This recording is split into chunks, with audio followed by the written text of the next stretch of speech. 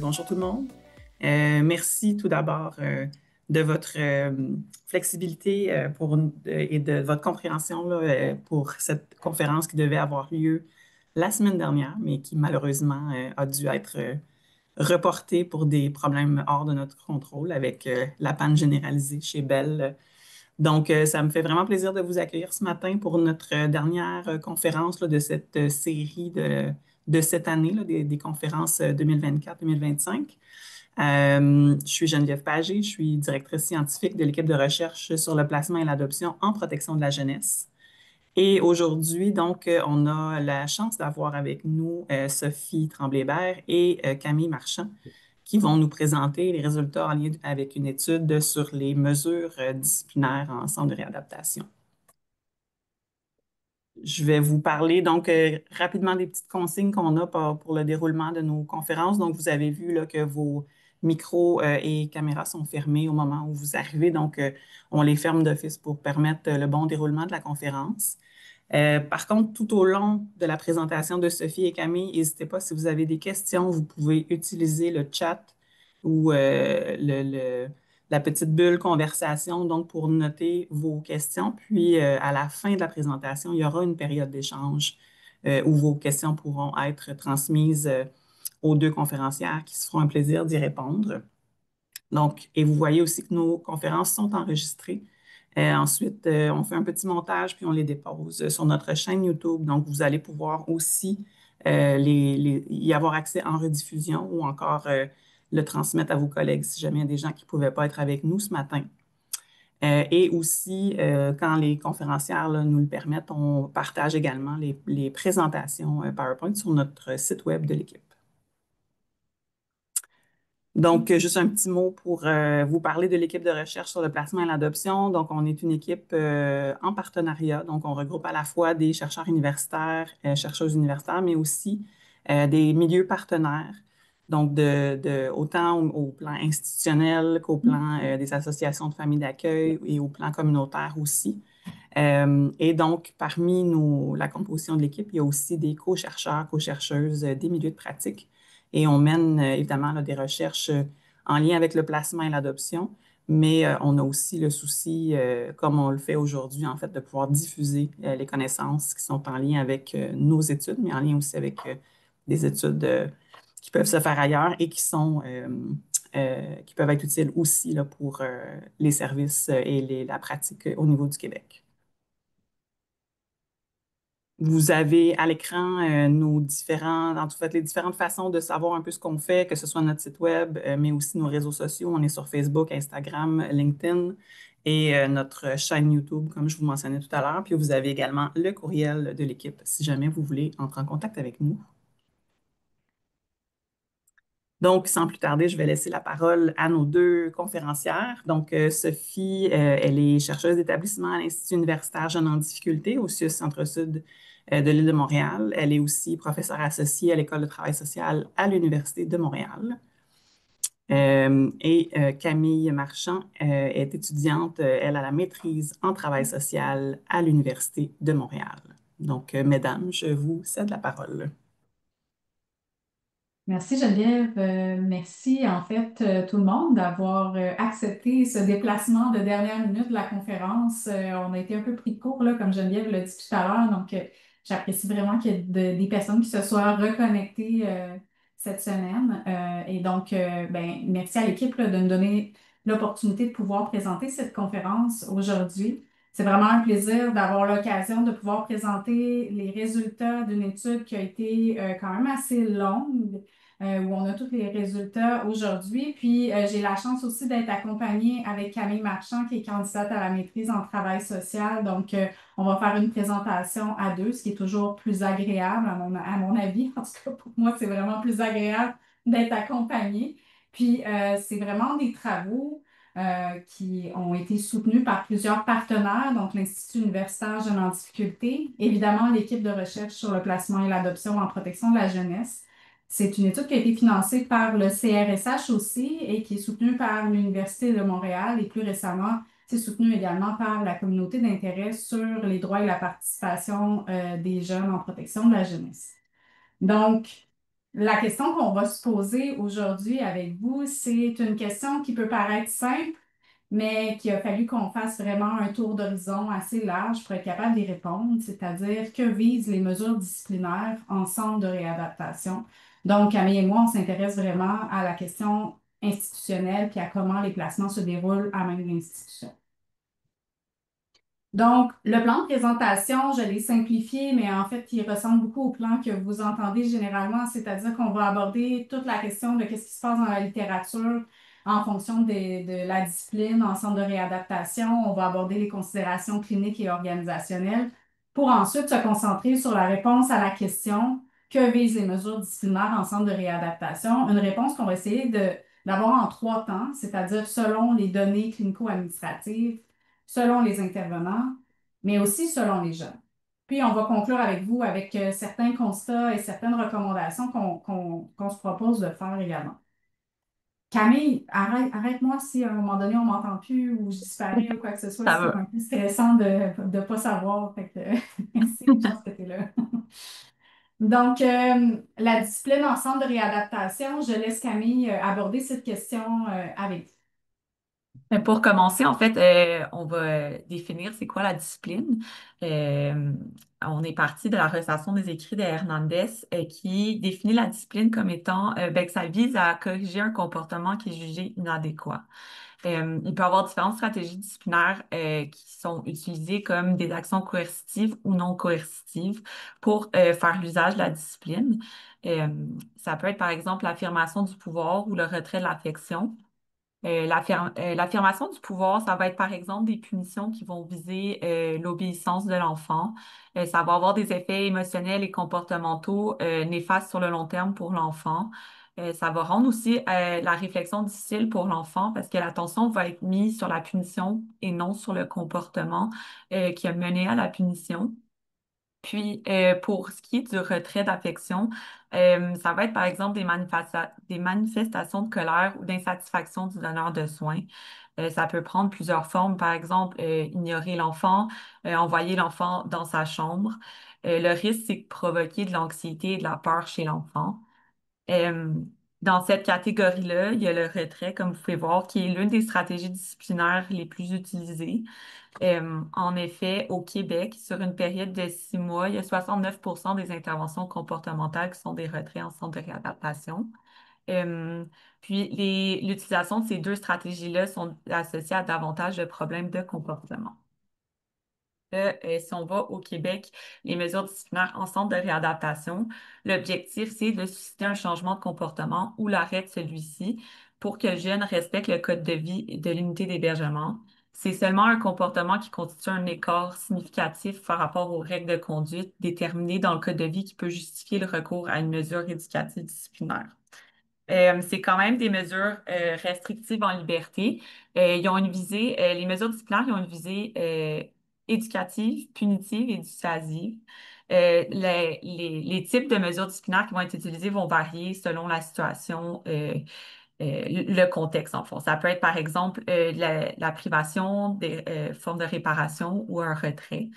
Euh, le retrait peut prendre plusieurs formes.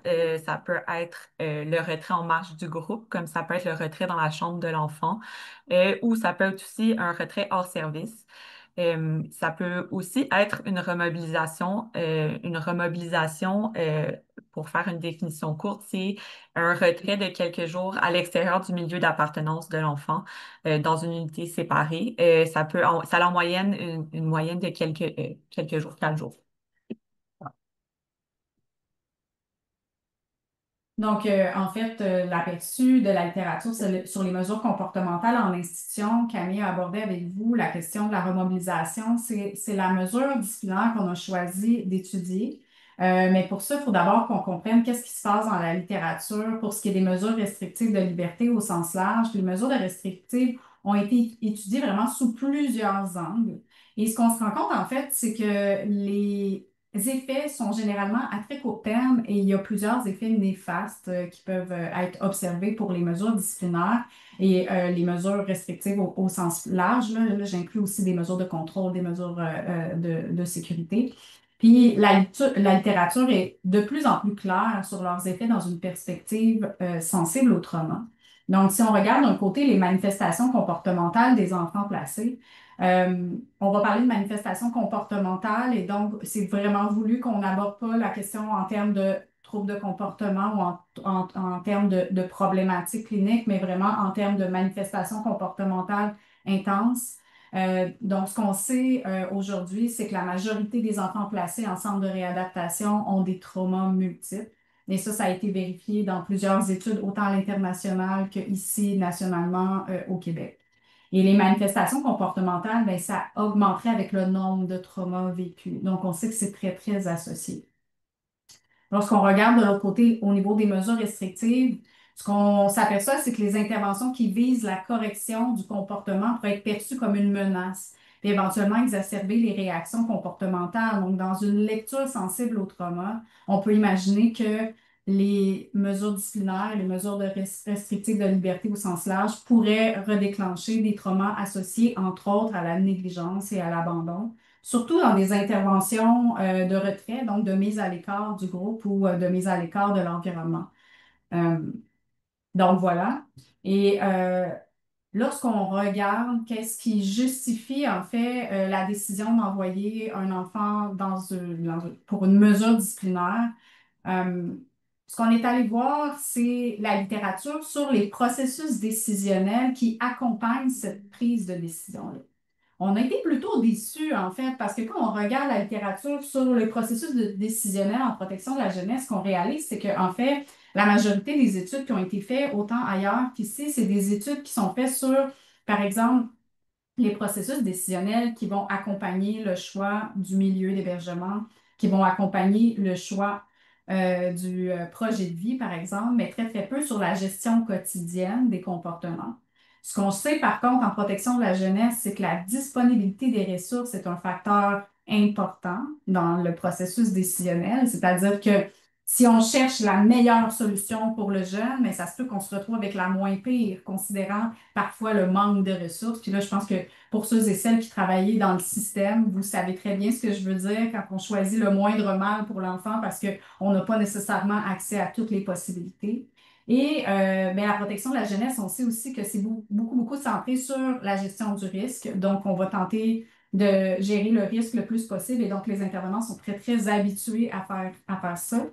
Mais dans la gestion quotidienne des comportements, la littérature demeure assez limitée. C'est difficile de comprendre qu'est-ce qui fait en sorte qu'on prend une décision et à quel moment on prend la décision. Et ce qu'on est allé chercher, en fait, c'est des indices comme quoi les intervenants généralement agissent par intuition. Mais pas l'intuition là, au sens ésotérique là, qu'on peut imaginer. Là, c'est vraiment une intuition formée. C'est-à-dire que les intervenants sont formés pour reconnaître des patrons de comportement particuliers donc des patrons assez sophistiqués qui leur permet de rapidement prendre des décisions parce que leur formation leur permet de rapidement lire les caractéristiques des jeunes. On pense les jeunes de ces interventions comportementales-là. Mais en fait, les jeunes, ils comprennent puis ils s'attendent à ce qu'il y ait un cadre qui soit en place, qu'il y ait des règles puis des conséquences associées, puis que les intervenants ils puissent utiliser leur autorité pour maintenir ce cadre-là en place. Sauf qu'il y a différents éléments qui peuvent faire vivre aux jeunes, placer une restriction de liberté, une forme de répression. Donc, il y en a 5. Euh, le premier élément, c'est la perception que les intervenants utilisent injustement leur pouvoir dans l'application des règles et des sanctions. Il y a aussi la perte d'autonomie qui est liée au fait que les décisions que les jeunes pourraient prendre, ben, sont prises par les adultes, par les intervenants. Le troisième élément, c'est le manque de sens que les jeunes donnent à leur placement.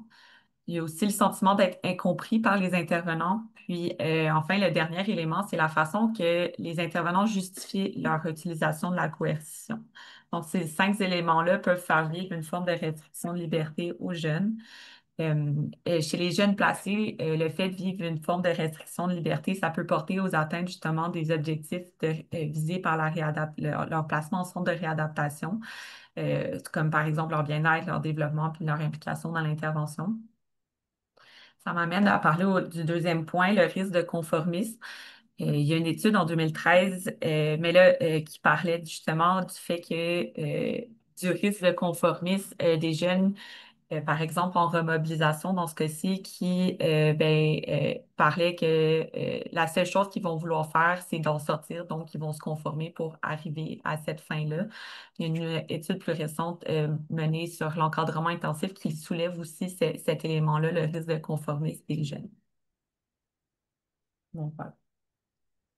Donc, la remobilisation, est-ce que c'est quelque chose qui est rare en protection de la jeunesse, ce type de mesure disciplinaire-là spécifique? Bien, déjà, sachez que c'est une mesure qui est typiquement montréalaise. Donc, ce nom-là, ce terme-là appartient à la région de Montréal, mais dans d'autres régions, on l'appelle juste autrement. Fait que voyez-le comme Camille vous l'a défini tout à l'heure, c'est-à-dire un retrait de quelques jours dans une autre unité d'hébergement pour gérer les comportements des jeunes de manière générale.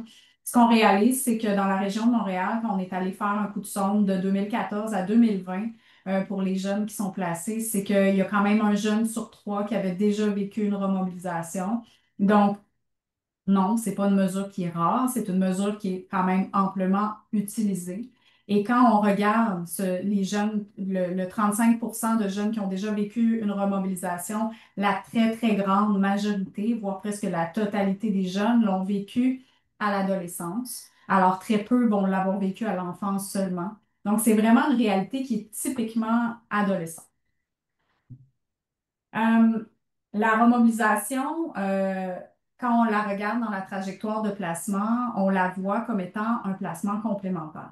Qu'est-ce que ça veut dire? Ça veut dire qu'ici, vous avez une trajectoire de placement assez typique où on voit, par exemple, là, je vous laisse voir, là, on voit des couleurs différentes avec des pointillés. Donc, les couleurs différentes, c'est associé à des milieux différents d'hébergement. Et les pointillés sont associés à un retour dans la famille qui est fructueux ou infructueux. Donc, on voit éventuellement, par exemple, un replacement là, suite au premier pointillé où l'enfant va être replacé dans le milieu D, donc un quatrième placement différent.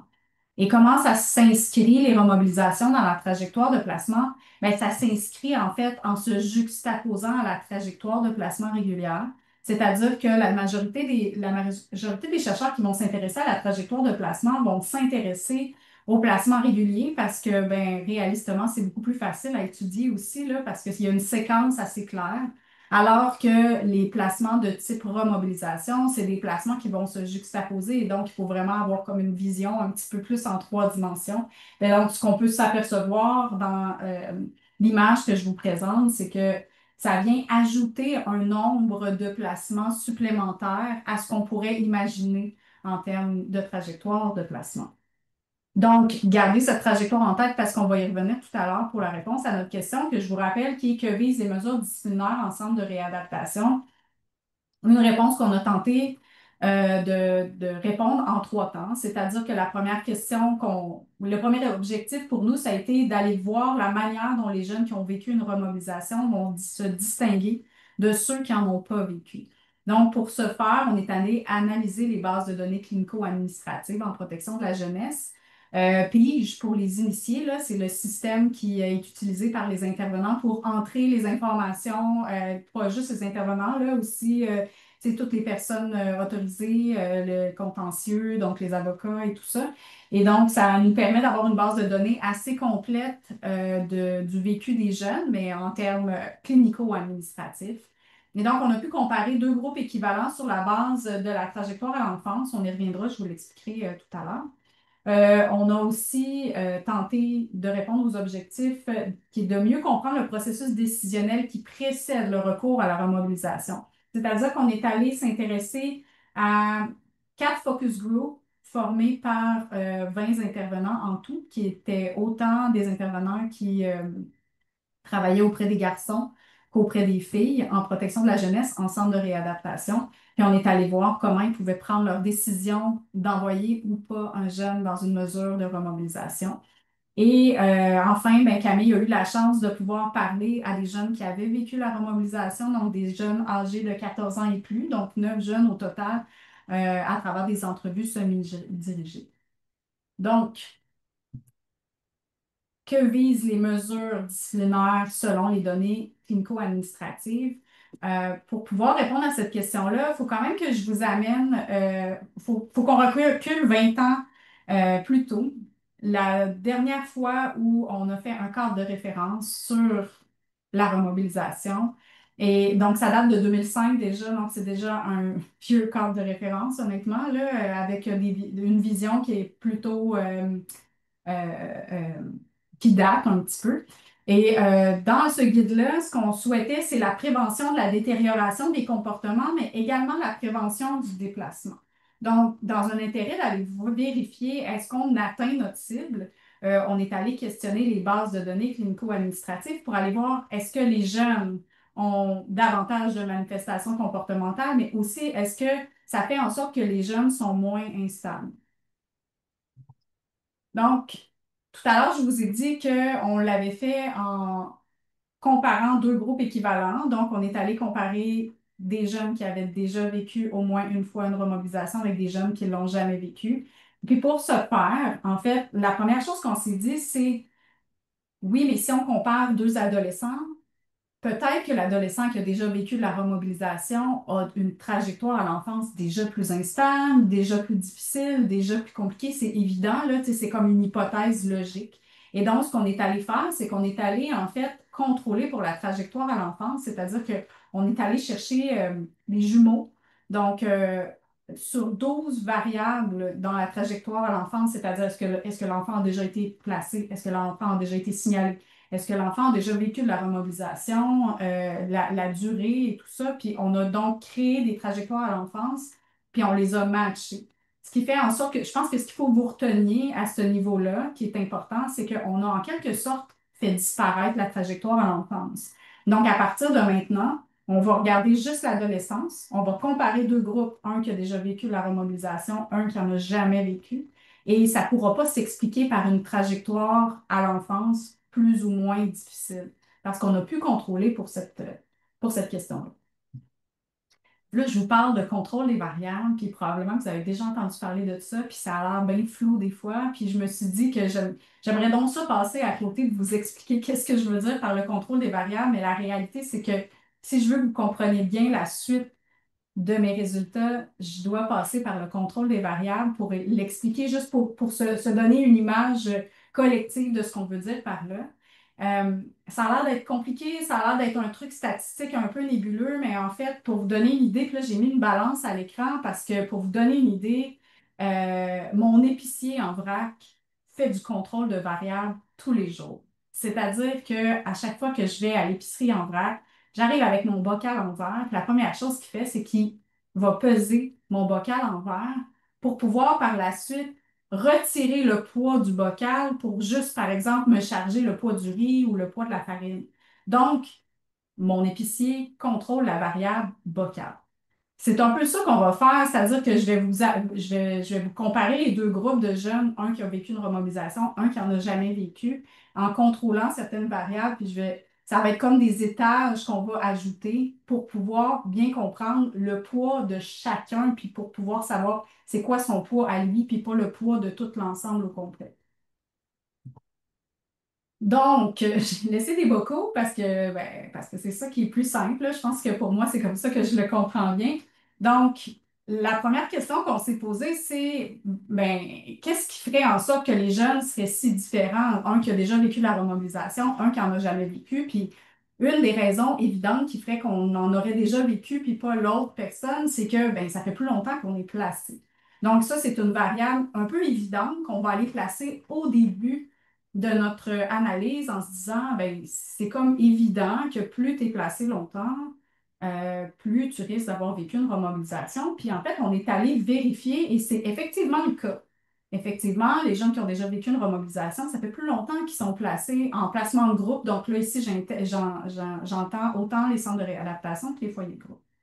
Là, donc, on a intégré ça dans notre analyse pour ensuite pouvoir le contrôler, c'est-à-dire retirer le poids de la durée pour essayer d'aller voir maintenant. La deuxième question qu'on s'est posée, c'est parfait, mais à durée égale, là, ces enfants-là, j'imagine qu'ils ont vécu plus de mesures restrictives puisqu'ils ont plus de manifestations comportementales. En tout cas, on peut imaginer qu'ils ont vécu davantage, qu'ils ont plus de manifestations comportementales intenses.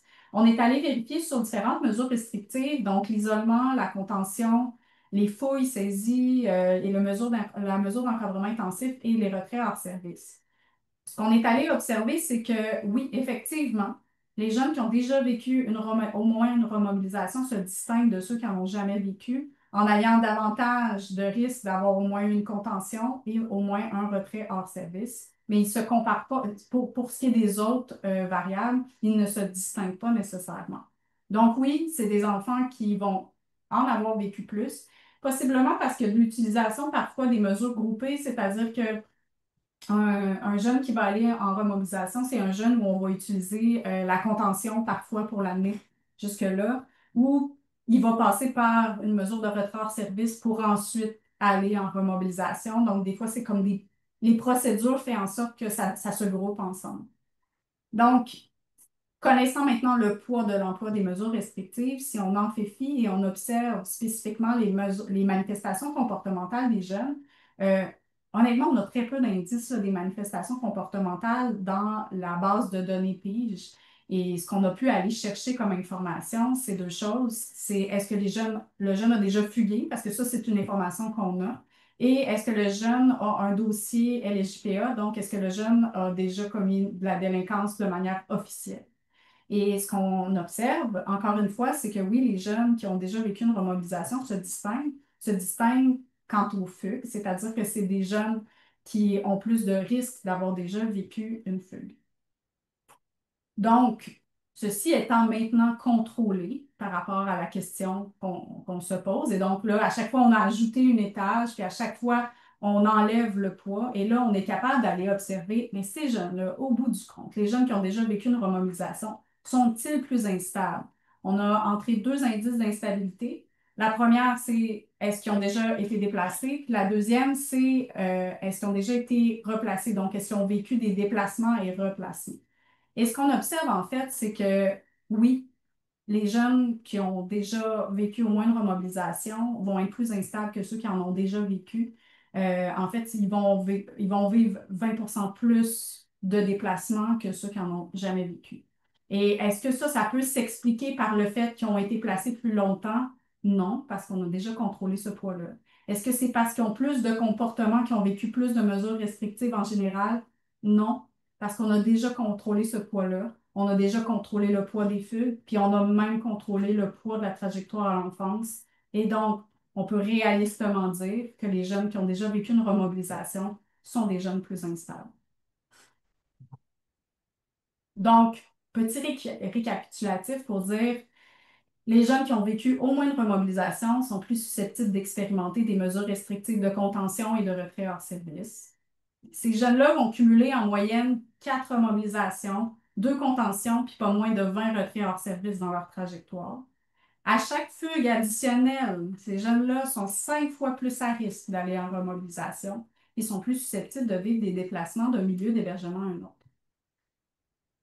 Donc, la question qu'on se posait, selon les données clinico-administratives, les mesures disciplinaires visent à quoi? Bien, elles visent à répondre aux manifestations comportementales intenses en complément d'autres mesures restrictives, on l'a vu, contention et retrait hors service. Et ce qu'on sait dans la littérature, c'est que chacune de ces mesures-là ont un important potentiel de retraumatisation. Donc, en utilisant des mesures groupées, on augmente possiblement le potentiel de retraumatisation des jeunes, entre autres, et de réaction à travers des manifestations comportementales intenses aussi. C'est aussi des mesures disciplinaires qui visent à réagir aux multiples fugues, donc on voit que c'est très, très associé. Donc, ce qu'on imagine, en fait, quand on a une lunette sensible au trauma, c'est que possiblement que les fugues sont une stratégie face à la menace, donc une stratégie de fuite pour réagir à une menace perçue. Et on est soucieux, puis en fait, on est inquiet du potentiel qu'une mise à l'écart comme la remobilisation pourrait avoir de consolider la stratégie de fuite. C'est-à-dire que si le jeune, à chaque fois qu'il y a quelque chose qui ne va pas bien, puis à chaque fois qu'il perçoit la menace, il veut fuir et qu'en même temps, dès qu'il y a quelque chose qui se passe dans la relation ou dès que les comportements sont trop intenses, l'intervenant ou le groupe d'intervenants renvoie le jeune dans un espace qui est à l'écart du groupe et à l'écart de l'équipe d'intervention, mais on pense que ça a le potentiel de consolider cette stratégie-là. Et éventuellement, ça contribue à l'augmentation des déplacements. On l'a vu, donc c'est des jeunes qui sont plus instables que les jeunes qui n'en ont jamais vécu. Donc, on peut imaginer déplacement, remobilisation, qui est un placement complémentaire qui s'ajoute, plus les fugues. On imagine que ces jeunes-là se situent dans une trajectoire qui a une instabilité qui est importante et multiforme. La deuxième manière dont on s'est posé la question par rapport à ce que visent les mesures disciplinaires, on l'a regardé selon les intervenants. Et là, on est allé observer l'équipe régulière dans les unités de vie, comment ils prennent les décisions. Et ce qu'on est allé observer, en fait, c'est des zones d'entente, mais aussi des zones de dilemme dans la prise de décision. La façon dont on a abordé la question avec les intervenants, c'est qu'on leur a proposé 3 vignettes cliniques qui ont été élaborées par un comité consultatif d'intervenants puis de chefs en remobilisation. Et on a structuré les vignettes cliniques pour qu'elles soient non genrées, en fait, avec des noms mixtes qui faisaient. Puis notre objectif, c'était que ça évoque autant le vécu des intervenantes qui travaillaient du côté des garçons que du côté des filles. Donc, on avait une jeune et qui portaient un nom et qui faisaient en fait autant appel à leur vécu d'un côté ou de l'autre. 3 âges différents. Donc, je vous résume très brièvement les vignettes cliniques parce que c'était plus long que ça, là. Mais donc, le premier ou la première jeune était au retour de fugue et accompagné des policiers qui auraient eu des fréquentations avec des hommes majeurs. Donc, ce jeune-là refusait de raconter sa fugue. Pour vous donner rapidement une idée, parce que la première question qu'on a posée dans les focus groups, c'est est-ce que oui ou non, vous enverriez ce jeune-là en remobilisation? C'est la vignette qui a rencontré le plus d'ambiguïté, c'est-à-dire que je dirais que c'était assez 50-50. Donc, il y a la moitié des intervenants qui auraient voulu l'envoyer en remobilisation, alors qu'il y en a d'autres qui ne l'envoyaient pas nécessairement en remobilisation. La deuxième vignette, c'était un jeune de 12 ans, agressif et conflictuel dans son unité d'hébergement, qui était au centre là, de plusieurs conflits et pour qui seule son éducatrice principale était une source d'apaisement. Pour vous donner une idée, ce jeune-là ou cette jeune-là, la majorité des intervenants l'envoyaient en remobilisation. Et enfin, un jeune de 17 ans qui recommence à consommer, qui se coupe de son milieu d'hébergement, mais ça n'a pas nécessairement d'incidence apparente sur son stage à l'extérieur du centre de réadaptation. La très, très grande majorité des intervenants ne l'envoyaient pas en remobilisation. Et finalement, après ça, dans les focus group, on leur a demandé de discuter de qu'est-ce qui fait en sorte que vous l'envoyez, que vous ne l'envoyez pas, qu'est-ce qui ressort de tout ça. Puis, on s'est rendu compte qu'il y avait différentes zones d'entente chez les intervenants. Donc, il y a 4 groupes de caractéristiques qui font en sorte que les intervenants sont plutôt clairs avec l'idée que l'âge est un sujet important à discuter pour les vignettes cliniques. Le niveau d'agressivité, mais aussi le niveau de collaboration. Donc, par exemple, il y a un intervenant qui disait, est-ce que la jeune a une ouverture? Est-ce que la jeune, on sent qu'on a encore un lien? Donc, le niveau de collaboration du jeune à discuter. Et on a aussi beaucoup abordé dans les focus group le cumul de risques. Donc, des intervenants qui disaient, tu as des comportements, tu as l'impact sur le groupe, tu as l'impact sur l'intervenant, tu as l'impact sur le jeune lui-même. Donc, éventuellement, tout ce cumul-là est aussi un facteur qui fait en sorte qu'on s'entend assez généralement pour dire qu'on l'envoie ou qu'on ne l'envoie pas en remobilisation selon cette raison-là. Euh, Lorsqu'on regarde dans la littérature, je l'ai abordé un petit peu tout à l'heure, là, au début de la conférence, les intervenants sont assez habitués à reconnaître certains types de patrons comportementaux. Donc, on n'est pas très surpris que les zones d'entente se retrouvent surtout dans les caractéristiques des jeunes, c'est-à-dire qu'ils sont habitués, ils sont formés pour, en quelque sorte, là, je vais le dire, puis c'est pas négatif, ils sont habitués à profiler les jeunes assez rapidement pour prendre des décisions rapides parce qu'ils sont formés de cette manière-là. Par contre, il y avait quand même plusieurs zones de dilemme, d'écart entre les intervenants qui faisaient en sorte que ça faisait en sorte qu'il y en a certains qui l'utilisaient alors que d'autres utilisaient moins cette mesure disciplinaire-là. Euh, Ça a en quelque sorte créé un continuum où d'un côté, il y a des intervenants qui voyaient la remobilisation comme étant le moyen ultime, alors que sur l'autre côté du continuum, il y avait des intervenants qui le voyaient comme un moyen parmi tant d'autres. Puis évidemment, selon la perspective qu'on a de la mesure, on va agir et on va prendre nos décisions différemment. Quand on regarde, par exemple, cette question-là sous l'angle de l'équipe d'intervenants, donc de ceux qui prennent les décisions, ce qu'on voit, c'est que ceux qui considéraient la remobilisation comme le moyen ultime me disaient des choses comme, fait que c'est sûr que l'objectif d'une remobilisation, ça ne peut pas être pour que l'équipe prenne une pause du jeu. Donc, pour ces intervenants-là, il n'était pas question que ce soit une raison valable.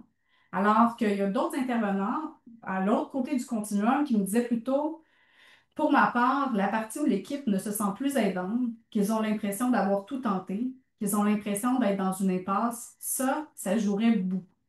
Donc, la première chose qu'on observait dans les zones de dilemme et d'écart, c'est que le poids accordé au ressenti des intervenants va vraiment différer d'un intervenant à l'autre et potentiellement d'une équipe d'intervention à l'autre. Ensuite, pour ce qui est vraiment de la perception de la mesure puis des résultats que ça peut avoir, donc des effets que ça peut avoir, d'un côté du continuum, il y avait des intervenants qui me disaient, je crois peu en service et je trouve que c'est un peu violent des fois comment c'est utilisé dans le sens qu'au niveau de la coupure de la relation, des agents d'intervention qui viennent chercher le jeune, donc on voit qu'il y a des intervenants qui tentent le plus possible d'éviter l'utilisation de la mesure parce que c'est considéré comme un moyen ultime. Alors que d'un autre côté, il y a d'autres intervenants qui nous ont plutôt dit ça peut des fois être un point tournant pour plusieurs jeunes, que ça va vraiment permettre un apaisement, une reprise en main, puis justement se remobiliser dans leur vie puis dans leur situation.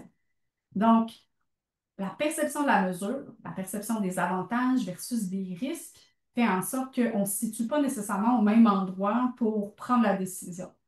Ce qu'on observe là, quand on recule un petit peu, puis qu'on observe en fait toute cette situation-là, puis la manière dont la décision est prise d'envoyer un jeune dans une mesure disciplinaire, c'est qu'il y a certains intervenants qui ont un seuil très, très élevé. Donc, ils vont attendre très, très longtemps avant d'utiliser une mesure pour laquelle ils croient que ça peut être néfaste pour le jeune, alors qu'il y en a d'autres qui l'utilisent comme un moyen parmi tant d'autres parce que ben, ça peut être utile pour certains jeunes, puis c'est correct de l'utiliser. Pour l'illustrer autrement, je vous ai mis un graphique pour essayer de mieux comprendre les seuils décisionnels parce que c'est assez intéressant de voir les distances que ça peut créer en différents intervenants. Donc, sur l'axe des X, là, donc l'axe horizontal, on voit l'augmentation du temps. Puis, sur l'autre axe, on voit l'augmentation de la gravité des comportements. Puis, en fait, la ligne, là, c'est comme en quelque sorte une crise comportementale où on voit une manifestation comportementale intense qui augmente en intensité puis qui va redescendre tranquillement. Et donc, on voit qu'il y en a certains intervenants qui vont agir rapidement, qui attendront pas très longtemps, puis donc qui vont se retrouver avec des comportements un peu moins difficiles pour prendre la décision d'envoyer le jeune en remobilisation. C'est des intervenants qui nous ont dit, ben moi, ma première réflexion, c'est vraiment de dire, est-ce qu'on attend trop longtemps? Donc, c'est des intervenants qui se disent, on pourrait y aller plus tôt. Éventuellement, même, on préviendrait l'escalade du comportement. D'un autre côté, ceux qui avaient un seuil décisionnel plus élevé nous disaient plutôt, je sais pas, moi, c'est quelque chose qui me préoccupe l'impact que ça peut avoir sur un enfant de l'envoyer en remobilisation. Fait que vous comprenez qu'un intervenant qui a ça en tête, c'est un intervenant qui va résister beaucoup plus longtemps à l'utilisation de ce type de mesure-là, parce que pour lui, les risques de la mesure restent longtemps plus grands que les risques du comportement. Donc, les seuils décisionnels multiples selon les intervenants, selon la perception, puis à ça s'ajoute parce qu'ils ils sont pas nulle part, là. Ils sont dans un système de protection de la jeunesse avec une réalité particulière au niveau organisationnel. Et donc, il y a certains freins organisationnels qui s'installent aussi pour ce qui est du processus décisionnel. Donc, il y a des intervenants qui nous ont parlé, par exemple, du manque de synchronisme.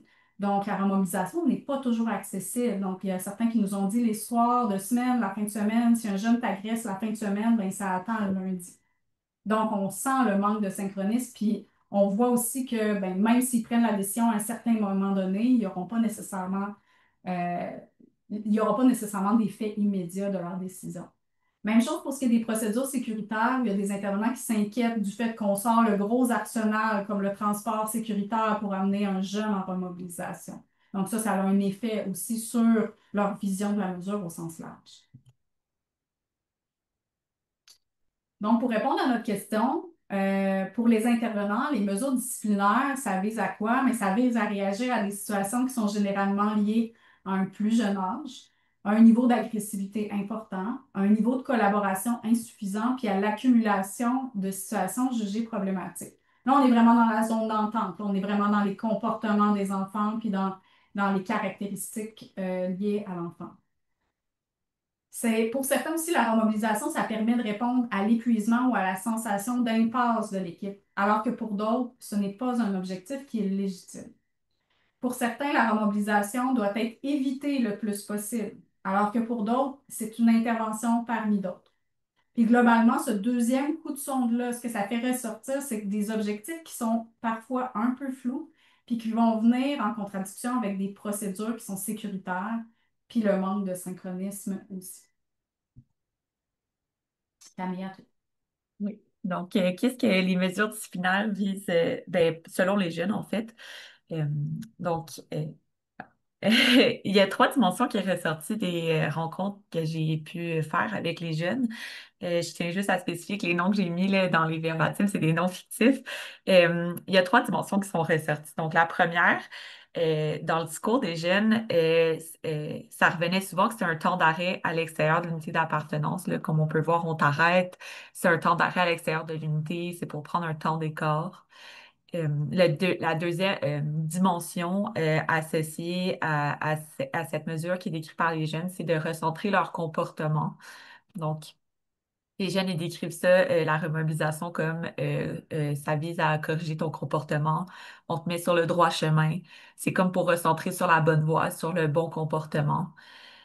Puis enfin, la troisième dimension qui est ressortie de leur discours, c'est l'aspect, le temps pour réfléchir associé à la remobilisation. Donc, réfléchir à ce que tu fais, ben, c'est où qu'on va, admettons, pour prendre le temps pour réfléchir sur soi. Quand ils parlent de réfléchir, ça peut être réfléchir à différents niveaux, notamment sur les raisons qui font qu'ils se retrouvent en remobilisation sur leur situation en général.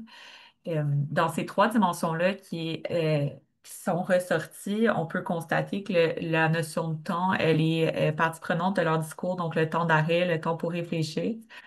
Donc, ça m'amène à parler de la notion de temps dans le discours des jeunes. Euh, il y a la moitié des jeunes rencontrés qui ont été apaisés quand même par la remobilisation, que ça leur a été bénéfique parce que ça leur a permis de prendre une pause. Euh, euh, pour réfléchir, notamment, là. Puis bien que c'est majoritairement positif, ce temps de réflexion-là, il peut s'avérer négatif avec le temps, parce que selon certains jeunes, ça peut devenir trop de temps pour penser. Euh, euh, D'où le graphique à l'écran, là, avec plus le temps passe, en lien avec la satisfaction du jeune, il y a un moment où est-ce que ça arrête les effets positifs, ça devient négatif pour le jeune.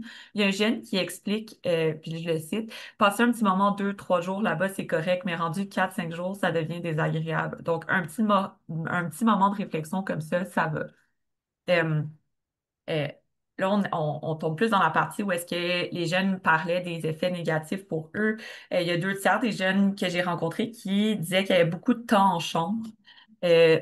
Plusieurs, ils expliquent même ce temps en chambre-là comme étant comme si c'était enfermé. C'est le mot qui ont utilisé à plusieurs reprises. Puis il y a même certains jeunes qui, ça les amène à penser à quitter justement. Puis le temps chambre, mais plus largement, la coupure avec le monde extérieur engendrée par la remobilisation a un impact sur les engagements des jeunes à l'externe. Il y a des jeunes qui expliquaient que ça avait un impact au niveau de leur sortie, aller à l'école, avoir un travail. Il y a même un jeune qui explique un peu cette coupure-là en expliquant comme l'absurdité de la mesure si elle se déroulait dans le milieu familial, comme quoi qui, à sa maison, chez lui, le mettrait dans une salle faire des réflexions pendant tout ce temps-là. Donc, globalement, ce qu'on peut constater, c'est que l'effet du temps finit par s'inverser pour les jeunes. Euh, puis, à l'extérieur de cette image-là, en lien avec le temps, il y a le tiers des jeunes qui expliquent que la remobilisation n'a eu aucun impact pour eux. Euh, donc voilà, on va passer à la prochaine slide. Merci. Ça m'amène à parler des repères de la remobilisation. Là, on peut voir dans le milieu que c'est la remobilisation, c'est clair, c'est les balises institutionnelles qui balisent cette mesure-là. Euh, mais le début puis la fin, c'est un peu plus flou dans le discours des jeunes. Il y a le début va varier selon les jeunes rencontrés. Il y a la moitié des jeunes qui vont être amenés en remobilisation par des policiers ou des agents. Euh, il y en a même qui expliquent les lieux où est-ce qu'ils sont amenés initialement pour leur remobilisation, puis la décrivent comme étant une salle vide, sans poignée, sans possibilité d'ouvrir les fenêtres. Sauf que après en avoir discuté, la description qui est faite du jeune de la pièce où est-ce qu'ils sont amenés, c'est une salle de retrait non, qui n'est pas associée à l'unité de remobilisation. Mais pour eux, ça fait partie de la remobilisation. Pour eux, le début de cette mesure-là a commencé dans cette pièce-là. Ce qui n'est pas dans les balises institutionnelles, ben, c'est pas considéré comme une remobilisation, mais pour les jeunes, ça en fait partie. Puis pour ce qui est la fin, ben, il y a un jeune qui explique qu'il fait une distinction entre une remobilisation où est-ce que tu t'en vas quelques jours à l'unité, puis tu reviens dans ton milieu d'appartenance. Puis une remobilisation dite à 100% qui réoriente le jeune vers une autre unité. Donc, la fin n'est pas nécessairement la même selon où est-ce qu'il s'il retourne dans son milieu ou s'il est réorienté. Donc, la compréhension des repères de remobilisation varie beaucoup selon le jeune. Donc, pour résumer, pour les jeunes, les mesures disciplinaires visent trois dimensions clés. Donc, c'est une période d'arrêt à l'extérieur de l'unité. C'est une mesure qui vise à recentrer leur comportement. Puis, c'est un temps pour réfléchir. Pour les jeunes, l'effet de la mesure va tendre à s'inverser avec le passage du temps. Puis, leur compréhension des repères qui encadrent la mesure est différente des repères institutionnels. Donc, ça nous amène déjà à discuter avec vous de notre conclusion. Donc, on a fait quelques constats, puis on a aussi quelques recommandations en lien avec les différentes études qu'on a fait, là, donc les différents coups de sonde qu'on a fait pour répondre à notre question générale de recherche. Donc, dans les constats, ce qu'on réalise, c'est que ben, l'effet de la remobilisation, ça reste ambigu, autant d'un point de vue clinique que d'un point de vue de stabilité.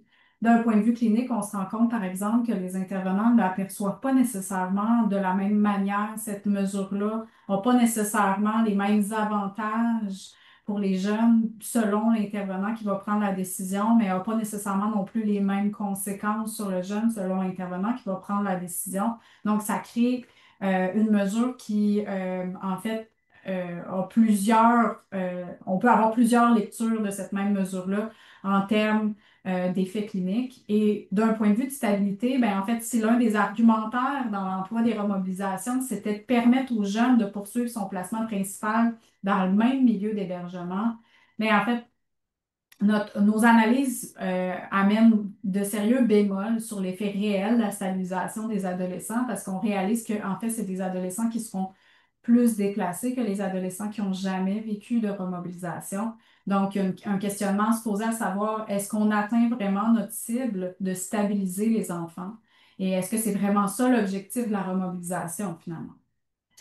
Ensuite, dans les constats qu'on a faits, c'est qu'on réalise que les remobilisations sont possiblement un indicateur que l'équipe d'intervention souffre puis a besoin de soutien pour aider un jeune puis pour préserver le lien. Les manifestations comportementales des jeunes en centre de réadaptation sont particulièrement intenses et les intervenants vivent tous les jours avec les risques de crise comportementale chez les jeunes et donc, possiblement qu'envoyer un jeune en remobilisation, c'est probablement un indice ou en fait, devrait être un déclencheur de davantage d'aide auprès de cette équipe d'intervention-là. Et enfin, bien que la remobilisation soit une période de temps à l'écart du milieu de vie des jeunes puis qu'elle vise un changement de comportement, puis la réflexion, on réalise finalement que les bénéfices de cette période de temps-là diminuent pour les jeunes plus la remobilisation s'allonge. Donc, les jeunes eux-mêmes sont capables de voir les bénéfices d'aller s'apaiser, d'aller peut-être de briser la chaîne de comportement et de réactivité. Ils voient le bénéfice en termes d'apaisement, mais ils ne voient pas trop l'intérêt d'y rester plus longtemps parce que ça semble, à un certain moment donné, comme Camille vous l'a bien dit, ça semble s'inverser. Donc, on propose trois recommandations. On en aurait d'autres, mais en fait, on voudrait cibler trois recommandations particulières. La première recommandation, c'est que les services de protection devraient apporter un plus grand soutien clinique et émotionnel aux équipes, en particulier les équipes qui sont confrontées à des manifestations comportementales intenses chez les jeunes. On sait qu'il y a des unités pour lesquelles c'est plus difficile. Puis on sait, par exemple, on a vu là, par rapport à l'âge que les unités qui vont accompagner des jeunes, des adolescents un peu plus jeunes, peut-être qu'ils pourraient avoir davantage d'aide. Dans tous les cas, on réalise qu'il y a quelque chose qui se passe dans les équipes cliniques, puis qu'il faut qu'on soit capable de le regarder, puis il faut éventuellement qu'on soit capable peut-être de légitimer le senti des équipes pour être capable de l'aborder. La formation de sensibilisation au trauma chez les intervenants pourrait en fait favoriser, du moins partiellement, une diminution de l'utilisation des mesures restrictives comme la remobilisation, puis de stabiliser certaines trajectoires de placement. On sait qu'il y a des études qui démontrent qu'avec une formation de sensibilité au trauma, les intervenants vont percevoir le comportement différemment, c'est-à-dire qu'ils ne le percevront pas en termes d'intentionnalité ou en termes d'opposition, de confrontation, mais davantage en termes de manifestations comportementales liées à une reviviscence traumatique. Et donc, les interventions sont différentes lorsque les formations sur la sensibilité au trauma sont implantées dans les équipes. Puis finalement, ben, la prise en compte de la perception des jeunes dans les mesures disciplinaires, ça nous permettrait d'améliorer les pratiques puis de mieux répondre à leurs besoins parce qu'on voit que les jeunes sont nuancés finalement. On voit qu'ils n'haïssent pas nécessairement la mesure, ils sont capables d'y voir un intérêt, mais en les écoutant davantage, peut-être qu'on serait capable de centrer plus nos efforts et nos énergies sur ce qui fonctionne vraiment pour eux, selon eux. Fait que nos recommandations, ben, ça nous a amené à former un groupe de travail qui a pris, on a commencé à se rencontrer là, à l'automne 2024 et jusqu'en 2026, on l'a mis sur pied à Montréal pour repenser la mesure. Je vous ai dit tout à l'heure que ça datait de 20 ans, là, le cadre de référence sur la remobilisation, qui est en passant anciennement les arrêts d'agir. Puis donc, on voit encore certains archétypes là, de la mesure d'arrêt d'agir apparaître dans le guide de référence. Et donc, avec ce groupe de travail-là, tranquillement, ce qu'on regarde, c'est vraiment l'accompagnement de l'équipe. Donc, éventuellement, on va essayer de viser à ce que l'équipe soit plus soutenue. On a aussi une lecture davantage sensible au trauma dans ce groupe de travail-là. Et éventuellement, ben, les jeunes seront impliqués aussi pour la rédaction du cadre de référence. Donc, il y a certains jeunes qui seront impliqués pour éventuellement faire en sorte que cette mesure-là elle soit réfléchie, non pas juste par des intervenants, non pas juste par des chercheurs, mais également par des jeunes qui ont réellement vécu puis ont un savoir expérientiel à ce niveau-là. Donc, ben voilà, ça fait le tour pour nous. Donc, ben, bien sûr, on va prendre des questions là maintenant, là, mais on a aussi mis nos adresses courriel. Donc, si vous voulez nous écrire là, pour discuter davantage de la mesure, Camille et moi, on est disponibles pour discuter avec vous, mais sinon, on l'est maintenant aussi. Ben, merci beaucoup, Sophie, Camille. C'était vraiment super intéressant. Puis je trouve que ça fait vraiment un tour d'horizon assez complet. On voit que vous avez fait beaucoup, vous vous êtes posé beaucoup de questions, vous avez fait aussi beaucoup de démarches pour aller chercher différentes données auprès de différents acteurs aussi. Puis je pense que ça fait vraiment une différence aussi là, dans les résultats que vous avez pu présenter. Moi, j'ai appris énormément. Donc, merci beaucoup.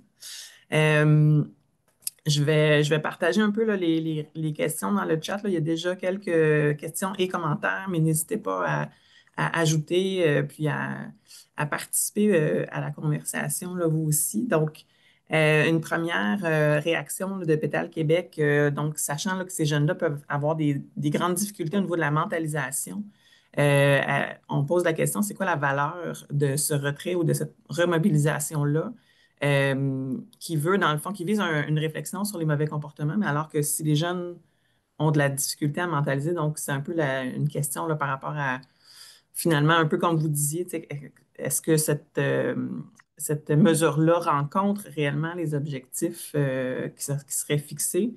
Puis j'ai envie d'ajouter tout de suite là, le commentaire tout de suite après qui dit que surtout si c'est une mesure d'isolement qui est faite seule sans donner de soins ou sans donneur de soins en fait pour aider à mentaliser. Donc c'est sûr que ça doit renforcer le sentiment d'abandon ou de rejet pour ces jeunes-là. Donc qu'est-ce que vous avez à dire là-dessus? Ben, beaucoup.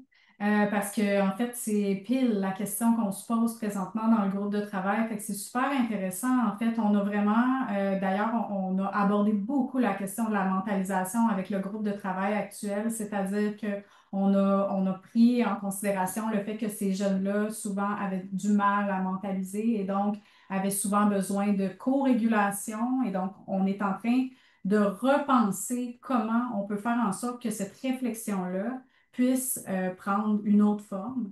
Pour vous donner une idée, quand on est arrivé dans le groupe de travail, les réflexions des jeunes étaient faites à l'écrit. Ben, à travers le groupe de travail, on a réussi à faire en sorte que là, présentement, on a arrêté d'exiger le par écrit là, pour les jeunes, puis on les accompagne davantage. Puis notre objectif, éventuellement, dans le cadre de référence, c'est d'aller porter des aspects liés à la mentalisation, liés aux connaissances de la co-régulation. Donc, on est vraiment très, très sensible à ça. Puis on sensibilise le groupe de travail, puis le groupe de travail vise à sensibiliser aussi les équipes. Donc, on est justement pile dans cette lancée-là. Super, merci. Il y a une autre question. On dit, est-ce que vous pouvez donner un exemple concret de remobilisation? Puis on demande aussi, est-ce que vous avez contrôlé la variable quant au focus group, en fait, le nombre d'années d'expérience de l'intervenant, par exemple. En fait, donc, est-ce que vous avez un peu d'informations sur qui sont les personnes qui ont fait partie des focus group? Puis on demande aussi, est-ce qu'il y a une autre recherche qui est prévue selon les diagnostics? Là, je ne OK. suis peut-être pas certaine exactement, mais parce qu'on dit la mentalisation fait défaut effectivement beaucoup, puis on vous félicite aussi d'avoir pris en considération les traumas. Hmm. Euh, il va falloir que tu me rappelles la première question, Geneviève, mais je vais répondre à la deuxième tout de suite par rapport au contrôle dans les focus group de Oui. l'expérience. On ne l'a pas contrôlé. On a abordé le sujet là, souvent en équipe. Puis en fait, le fait qu'on ait plusieurs intervenants, ça fait en sorte qu'il y avait plusieurs propos qui étaient tenus différents selon l'expérience. Mais bien sûr, dans un groupe, il y a des leaders qui se créent dans les focus groups. C'est un peu le même principe. Donc, on ne peut pas trop contrôler qui va prendre le lead dans les focus groups. On peut imaginer que c'est peut-être des personnes qui ont plus d'expérience. Donc, à cet effet-là, peut-être que ce qu'on a entendu, c'est potentiellement des intervenants qui avaient plus d'expérience. Mais ça, on n'a pas cette information-là. Puis, l'autre question, c'était quoi? Non, c'était de donner un exemple concret de remobilisation. OK. Ben, je peux y aller. Vas-y, Camille. Dans le fond, ben, la remobilisation, elle peut arriver parce qu'il y a comme un événement isolé qui survient, ou comme ça peut être aussi un cumul de facteurs, d'événements qui se sont accumulés. Le jeune, il y a une prise de décision qui est faite en sorte qu'il va en remobilisation pour un certain temps. Les jeunes, ce qui explique, c'est qu'il y a de nombreuses remobilisations pendant la journée dans le but de réfléchir sur ce qui les a amenés en remobilisation. Ben, l'objectif, c'est de retourner dans l'unité d'origine, sauf que des fois, ben, pour répondre de façon plus adaptée à leurs besoins, ils peuvent être réorientés, comme j'ai expliqué tantôt. Mais c'est ça, ça varie selon la situation du jeune en nombre de temps. Donc, c'est difficile à dire. Il n'y a pas une remobilisation type, c'est vraiment adapté aux jeunes. Puis j'imagine, est-ce que c'est des mesures qui surviennent en moment de crise ou pas nécessairement? Dans le fond, ça peut être quelque chose aussi, si tu mentionnes, des fois, c'est une accumulation de plusieurs choses. Fait que j'imagine que ça peut aussi être après un certain nombre d'événements que là, on Ouais, annonce aux jeunes, ben, on va aller en remobilisation parce qu'il est arrivé ouais, tel événement. OK. ouais. Mais C'est vraiment en termes de, il y a beaucoup la notion de cumul, mais aussi on l'observe de plus en plus, puis je trouve que dans le groupe de travail, les intervenants, parce que dans notre groupe de travail, on a des intervenants, des chefs de service, des consultants cliniques, coordonnateurs de site, tu sais, on a plusieurs personnes, là. On a une vingtaine de personnes autour de la table, mais de plus en plus, on est capable de dire tout haut, il y a aussi une question de sensation d'impasse de la part de l'équipe traitante, donc de l'équipe d'intervenants. Et ça joue. Qu'on soit capable de le nommer ou pas, ça a un effet aussi. Puis, tu sais, des fois, c'est même pas parce que l'équipe n'a pas tenté plein d'affaires, là, tu sais, ils sont très créatifs. Tu sais, c'est pas, OK, le jeune est en crise, go, en remobilisation. C'est pas vraiment comme ça que ça se passe. C'est beaucoup plus, on essaye plein de choses, on essaye d'individualiser les pratiques, il y a beaucoup de bonnes intentions, mais à un certain moment donné, on arrive à un moment où il y a un nœud puis on tente de le régler, puis il y a certains membres du groupe de travail qui nous disent, ben pour vrai, dans les moyens qu'on a, il n'y en a pas tant que ça. Fait qu'on se retrouve un petit peu pris à utiliser une mesure qu'on trouve qui est pas parfaite, puis pas l'idéal nécessairement, mais qui est notre solution à court terme. Fait que c'est un petit peu ça la réflexion derrière. Puis je vois les questions pour plus de précision.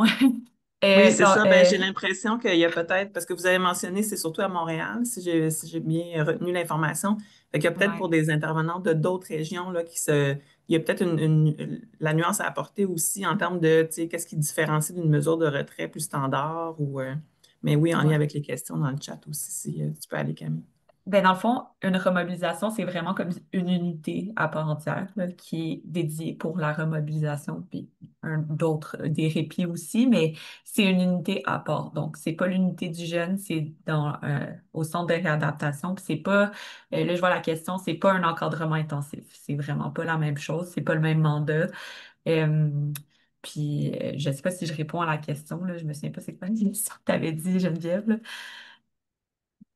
Ben, en fait, c'est ça, c'était surtout de comprendre, tu sais, la remobilisation en termes, concrètement, ça veut dire quoi? Tu sais, qu'est-ce qui se passe? Où est-ce que les jeunes vont? Puis qu'est-ce qui est considéré comme de la remobilisation versus une mesure de retrait, par exemple, tu sais, Mais la qu'est-ce mesure qui de fait que ça va retrait, en devenir de fait, la remobilisation? ouais, la mesure de retrait, en fait, c'est retraits hors service, c'est des mesures qui sont ponctuelles dans la même journée. La remobilisation, c'est un peu le même principe que le retrait hors service, hein, puis que là, il y a ça dans toutes les régions, là, normalement, mais c'est juste que c'est une mesure qui est utilisée sur plusieurs jours. Donc, on a une moyenne de 4 jours. Donc, c'est un jeune qui est envoyé à l'extérieur de son unité dans une autre unité pour réfléchir. Puis pour prendre plus de temps qu'un retrait hors service, mais c'est des jeunes qui vont, là, je suis vraiment dans le jargon institutionnel, mais qui ne codent pas à la grille d'encadrement intensif. Donc, c'est pas des jeunes pour qui il y a une dangerosité et il y a une urgence d'agir comme on peut l'observer pour les jeunes qui s'en vont en encadrement intensif. Donc, c'est un entre-deux qui n'a pas les mêmes raisons, puis qui n'a pas les mêmes cadres de référence non plus. Donc, on demande aussi, est-ce que ça veut dire qu'un un centre de réadaptation qui n'aurait pas d'unité de remobilisation n'en ferait pas, donc, Ben, ouais, ce qu'on se fait dire, en fait, là, tu sais, parce qu'on se promène dans d'autres régions, puis ben, il y en a qui l'appellent différemment, là, déjà. Euh, puis il y en a parce que c'est anciennement les arrêts d'agir, là. Fait que pour les intervenants qui sont dans d'autres régions, là, tu sais, c'est comment vos arrêts d'agir se sont transformés au fil du temps pour devenir la mesure XY, là, qui vise à peu près la même chose. Il y en a qui, par exemple, vont envoyer un jeune dans une autre unité pour qu'il aille réfléchir quand il y a une place dans une autre unité, mais qui est une unité régulière aussi, mais qui va être mis à l'écart. Il y en a d'autres qui vont faire des remobilisations, on le dit, à l'interne, c'est-à-dire qu'il va rester dans son unité, mais il va faire des réflexions, puis il va rester en chambre. Puis il y a d'autres milieux aussi qui vont, tu sais, comme je vous disais, l'appeler différemment, mais c'est toujours le principe, en fait, de mise à l'écart. Et éventuellement, on va parler même, dans la littérature, on va parler même d'isolement psychologique parce que c'est pas des jeunes qui sont isolés en termes de on barre la porte, là, en termes de procédures administratives, mais c'est des jeunes qui sont mis à l'écart et qu'on interdit de sortir. Puis il y a des conséquences si le jeune ne fait pas ce qu'on leur demande. Fait qu'il y a, sur le continuum de l'isolement, on peut le voir, la mesure de remobilisation. Donc, j'ai l'impression que ça répond peut-être quand même en partie à une question qui était de dire, en fait, parce qu'on se demande par rapport à cette unité de remobilisation, mais là, tu dis des fois, ça peut être d'aller dans un autre centre avec d'autres jeunes qui n'est pas son centre à lui. Mais Mhm. donc, le jeune, en fait, on l'isole, donc il est seul, mais fait qu'il n'a pas nécessairement accès au groupe ou à la vie de groupe comme dans son unité normalement. C'est ce que je Il comprends a, aussi. il a pas accès à la vie de groupe dans son unité à lui. Mais il peut y avoir une certaine vie de groupe avec les autres jeunes qui vivent une remobilisation. Puis là, mais ça va dépendre de l'équipe qui aborde la remobilisation, donc l'équipe qui fait faire des réflexions. Euh, il y a aussi que là, on parlait qu'il y a déjà eu des réflexions écrites, que là, ça change tranquillement. On voit que, tu sais, il y a une ouverture à changer. Il y a d'autres équipes aussi qui vont faire des réflexions avec le jeune là, dans des discussions. Tu sais. Donc, il y a vraiment, encore une fois, là, tu sais, il n'y a pas une manière de faire. Il semble y avoir un continuum là, entre le jeune tout seul dans sa chambre à l'écrit, puis le jeune avec un intervenant qui est en processus de co-réflexion. OK. Ben, en tout cas, n'hésitez pas à poser d'autres questions si jamais vous voulez plus de clarification, mais je pense que c'est plus clair maintenant. Puis je pense il y a un autre commentaire aussi à l'effet là, de dire qu'il y a aussi le fait que les ressources professionnelles, tant à l'interne qu'à l'externe, là, pour répondre aux besoins des jeunes, souvent font défaut, tu sais, ou sont pas suffisamment présentes, où il y a une rareté, une pénurie. Donc, j'imagine que ça peut potentiellement avoir un effet aussi sur le recours à la remobilisation comme mesure. Complètement. On est très conscient de ça, puis on a la chance dans le groupe de travail d'avoir des consultants cliniques qui sont avec nous, donc une réflexion comme un petit peu plus large qui nous permet d'aborder ce genre de questions-là parce qu'effectivement, on parlait du manque de synchronisme dans l'accessibilité à la remobilisation, mais je pense que les équipes nous parlent aussi, puis là, c'est pas dans nos résultats, mais c'est dans notre expérience, là, tu sais, avec le groupe de travail, on nous parle des fois du manque de synchronisme dans la disponibilité des consultants cliniques, par exemple, où ils aimeraient bien ça avoir quelqu'un qui les aide à défaire les nœuds, mais ils ne sont pas disponibles pour plein de raisons là, évidentes. Là. On a parlé tout à l'heure du manque de ressources dans les processus décisionnels. Ben, c'est assez criant là, en protection de la jeunesse. Les décisions sont prises en fonction d'une disponibilité restreinte de ressources, puis on tente de faire ce qu'il y a de mieux avec ce qu'on a. La rédaction d'un nouveau cadre de référence, ça vise à affirmer certains besoins en termes de supervision clinique, en termes d'accessibilité aux consultants, en termes de plein d'autres choses. Donc, on souhaite dans ce cadre de référence-là, pas juste dire comment faire, mais aussi de quoi on a besoin. Quel effet ça aura? Ben, l'avenir nous le dira, mais l'objectif, c'est de nommer aussi ces besoins. Merci. Sinon, ce que j'ai pu voir aussi dans les commentaires, là, c'est en fait, au-delà des questions, des commentaires aussi là, qui vous félicitent d'impliquer les jeunes aussi dans la démarche là, que vous avez faite et que vous continuez de faire aussi avec le groupe de travail. Puis je pense il semble y avoir aussi consensus à l'effet là, que les réflexions écrites, particulièrement si les jeunes le font seuls, sans accompagnement, sans encadrement, que c'est effectivement une bonne chose ou une bonne idée de les limiter ou en tout cas de les remplacer par autre chose.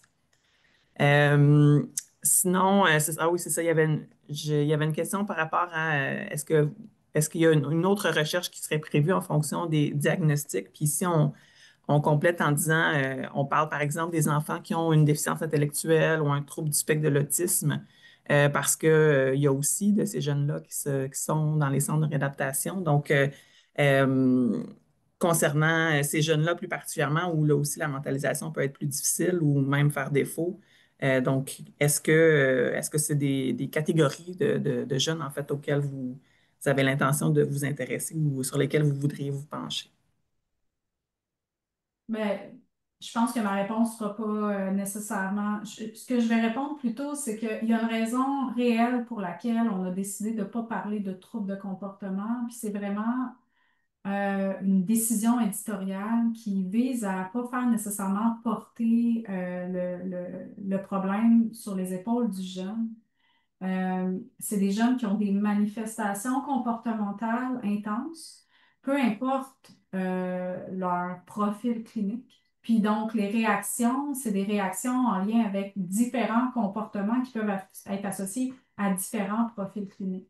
Après ça, notre souci à nous, c'est de faire en sorte que les intervenants aient une vision qui est différenciée, une vision qui est individualisée des pratiques, mais avec une compréhension des effets que peuvent avoir les mesures disciplinaires sur les jeunes.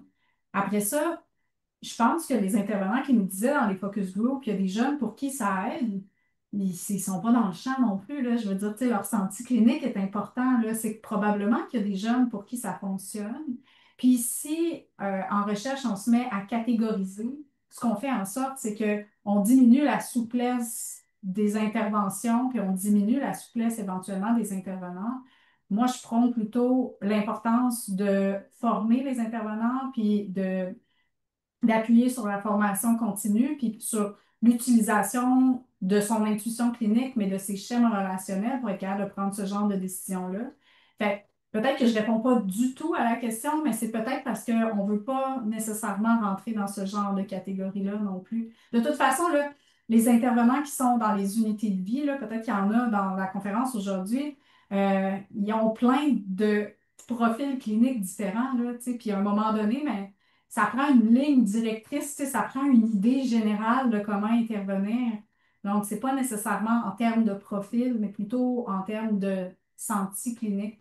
Puis là, ben, je pourrais prendre un autre heure et demie pour parler du développement, tu sais, du savoir-être, puis de ce genre de perspective-là, mais restons centrés sur peut-être redonner la place aux schèmes relationnels des intervenants pour avoir ce sentiment.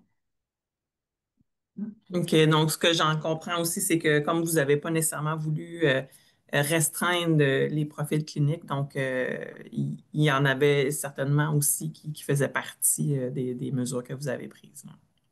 Ouais. OK. Moi, j'avais aussi une petite question, là, plus en lien avec les données que tu as présentées, Camille, sur les jeunes, mais combien de jeunes ont été rencontrés, puis c'était quoi leur profil un petit peu à eux aussi, là, parce que vous n'êtes pas tant allé dans les détails méthodologiques, puis ça, je comprends tout Mhm. à fait, considérant l'auditoire, mais c'est mon côté chercheur qui est intéressé aussi un Ben petit peu oui. aux détails méthodologiques. Ben, j'ai rencontré 9 jeunes de 14 ans et plus parce que ben, je m'intéresse aussi à la notion du consentement dans le processus décisionnel. Donc, je voulais qu'ils aient plus l'âge de consentir. Puis, c'est des jeunes, initialement, je voulais que ça soit récent, leur remobilisation, mais là, vu les difficultés de recrutement, mais c'est dans le fond, tant qu'ils aient vécu la mesure à l'âge de 14 ans et plus. Donc, il me décrivait un peu du début à la fin qu'est-ce qui a mené jusqu'à comment ça s'est passé puis quand ils sont sortis. OK, super, merci.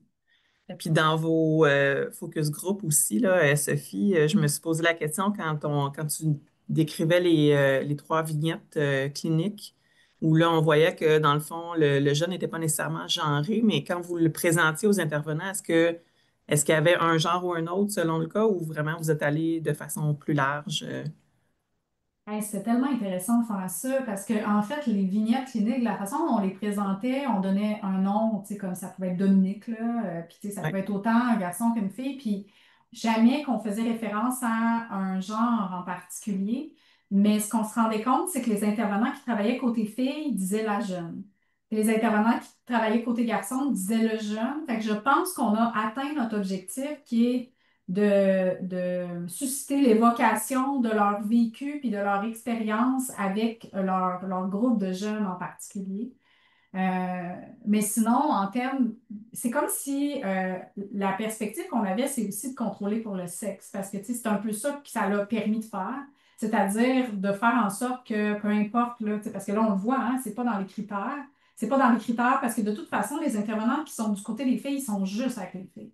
Les intervenants qui sont du côté des gars sont juste avec les gars, fait qu'ils prennent pas leurs décisions en fonction de ça. Ils vont prendre leurs décisions en fonction, comme on l'a vu, là, de l'âge, du niveau d'agressivité, du niveau de collaboration et tout ça. Donc, c'est ça. Je pense que ça nous a permis un contrôle de variable à ce niveau-là. OK, merci, c'est intéressant, oui. Mhm. Je vois pas nécessairement de nouvelles questions dans le chat. Donc, je pense que je vais me permettre, en fait, de vous remercier à nouveau, Sophie et Camille, pour cette conférence et discussions qui ont été fort intéressantes. Comme elles ont mentionné aussi, n'hésitez pas à les contacter si jamais vous avez d'autres questions pour elles.